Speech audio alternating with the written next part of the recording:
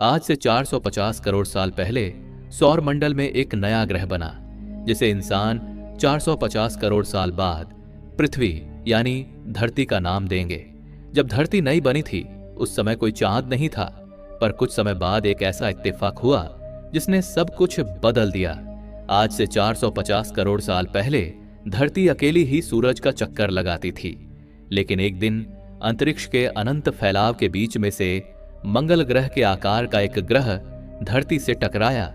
इस टक्कर से धरती के कुछ टुकड़े हो गए जो उससे अलग होकर अंतरिक्ष में चले गए, पर धरती का गुरुत्वाकर्षण बल इतना शक्तिशाली था कि उसने इन टुकड़ों को अपनी ओर खींच लिया। कुछ ही सालों में ये सारे टुकड़े आपस में मिलकर एक गोला बन गए।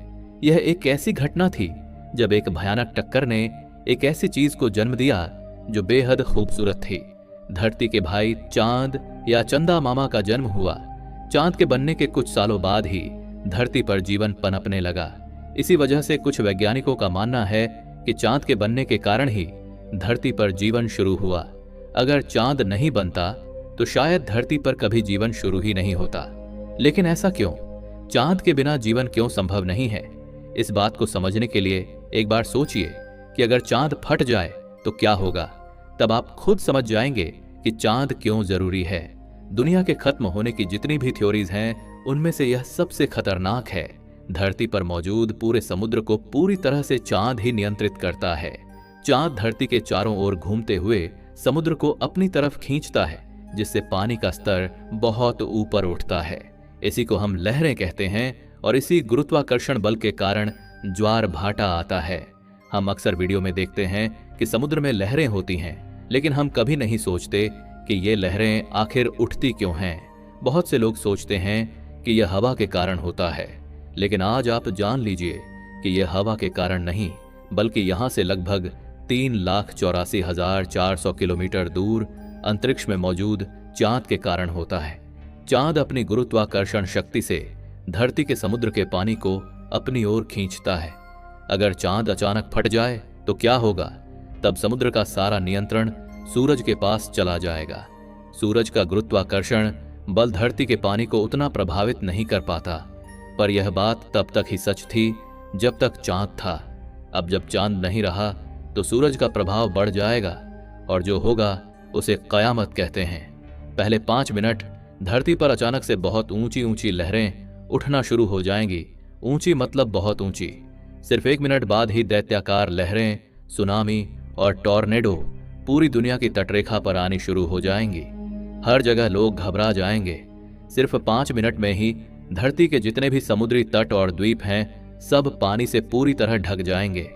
समुद्री इलाकों से जुड़े सभी शहरों के लोग अपनी आंखों से इस कयामत को देखेंगे। 1 घंटे बाद समुद्र के किनारे वाले शहर अब समुद्र के नीचे आ जाएंगे, लेकिन अचानक ये सुनामी और हाहाकार शांत हो जाएंगे, यानी पानी का स्तर अपने आप संतुलित हो जाएगा। तो इसका मतलब यह है कि चांद के गायब होने के बाद यह तबाही सिर्फ थोड़ी देर के लिए ही होगी, लेकिन इस 1 घंटे की घटना के कारण धरती अब पहले जैसी बिल्कुल नहीं रही। 24 घंटे बाद रात में चांद दिखता था, जिस पर इंसान कभी ध्यान भी नहीं देते थे। पर अब जब चांद जा चुका है तो लोग आसमान में चांद को ढूंढ रहे हैं। कहते हैं ना, जब कोई चीज चली जाती है तभी हमें उसकी असली कीमत पता चलती है। एक और भयानक चीज हुई। आप सबको पता होगा कि जब चांद था तब धरती 23.5 डिग्री के झुकाव पर घूमती थी। चांद के न रहने पर धरती अपना नियंत्रण खो चुकी है और बहुत भयानक तरीके से हिल रही है। इसी के चलते धरती पर हर घंटे मौसम बदलने लगा है। जहां लोग गर्मी से मर रहे थे वहां बर्फ गिरने लगी है, और जहां बर्फ गिरती थी वहां कड़ाके की धूप पड़ रही है। उत्तरी ध्रुव और अंटार्कटिका जो हमेशा ठंडे रहते हैं, वहां अब भयंकर गर्मी पड़ रही है। कश्मीर में जहां ठंड थी वहां का तापमान दिल्ली की गर्मी से भी ज्यादा हो गया है, और दिल्ली और बंगाल में बर्फ गिरने लगी है। यह सब इसलिए हो रहा है क्योंकि धरती अपने ही अक्ष पर हिल रही है। बिना चांद के सौर मंडल के बाकी ग्रहों और सूरज पर तो कोई प्रभाव नहीं पड़ा। धरती सूरज का चक्कर नॉर्मली लगा रही है, पर बिना चांद के वह अपने अक्ष पर डगमगा रही है। इसीलिए हर 1 मिनट में मौसम बदल रहा है। अब मौसम नाम की कोई चीज नहीं रही। हर 1 घंटे में तापमान बहुत भयानक तरीके से ऊपर नीचे हो रहा है। अभी आधे घंटे पहले तापमान 20 डिग्री सेल्सियस था, तो 1 घंटे बाद ही वह 50 डिग्री सेल्सियस हो गया है। धरती के इसी हिलने के कारण हर एक सेकंड धरती पर कहीं ना कहीं भूकंप आ रहे हैं। इसी हिलने से धरती के जितने भी ज्वालामुखी थे वे सब अब सक्रिय हो चुके हैं।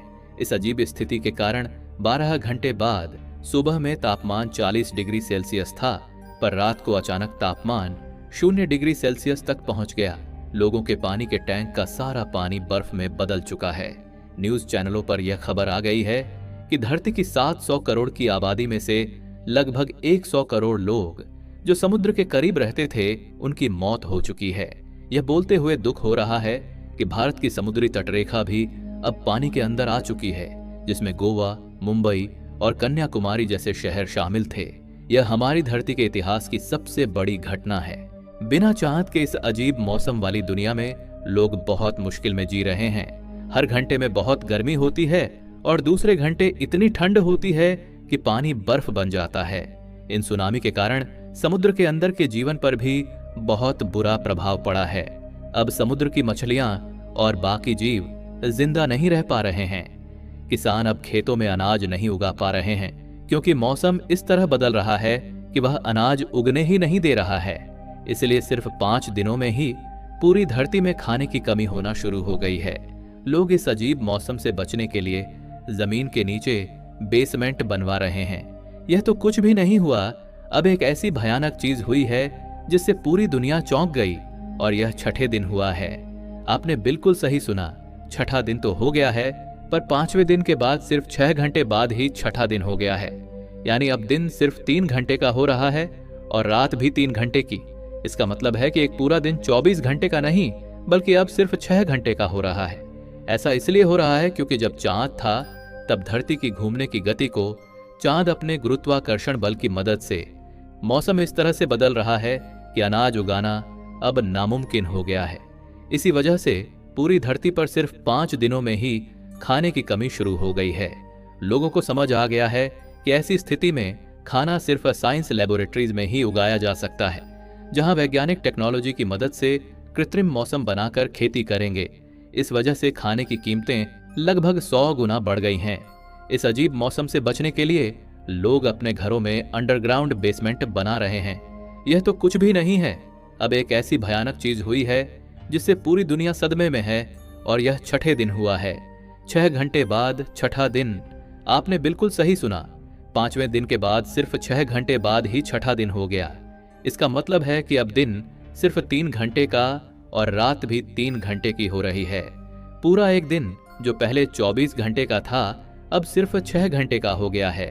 ऐसा इसलिए हुआ क्योंकि जब चांद था तो वह अपने गुरुत्वाकर्षण बल की मदद से धरती के घूमने की गति को नियंत्रित करता था। अब चांद के न होने से धरती की घूमने की गति वापस बढ़ गई है। इसका मतलब है कि अब एक साल में 365 दिन नहीं बल्कि 1000 से ज्यादा दिन होंगे। आम लोगों को समझ नहीं आ रहा है कि ये क्या हो रहा है। 24 घंटे के अंदर अब 4 बार सूरज निकलता और डूबता है। इस नई स्थिति के लिए वैज्ञानिक एक नया टाइम सिस्टम बनाने की कोशिश कर रहे हैं। हाँ, 1 महीने बाद, लेकिन यह हमारा सामान्य 1 महीना नहीं है। एक दिन यानी 24 घंटे और 30 दिन यानी 720 घंटे वाला। अब दुनिया पूरी तरह बदल चुकी है और इंसान उन पुराने दिनों को याद करके रो रहे हैं जब एक दिन 24 घंटे का हुआ करता था। वह समय अब इतिहास बन चुका है। अब स्कूलों के इतिहास की किताबों में यह पढ़ाया जाएगा कि पहले एक दिन 24 घंटे का और एक साल 365 दिन का हुआ करता था।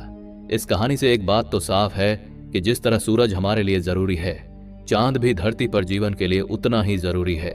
मैं आपको एक और दिलचस्प बात बताना चाहूंगा। कई वैज्ञानिक मानते हैं कि यह कहानी जो मैंने आपको सुनाई, बिल्कुल यही घटना मंगल ग्रह के इतिहास में भी हुई है।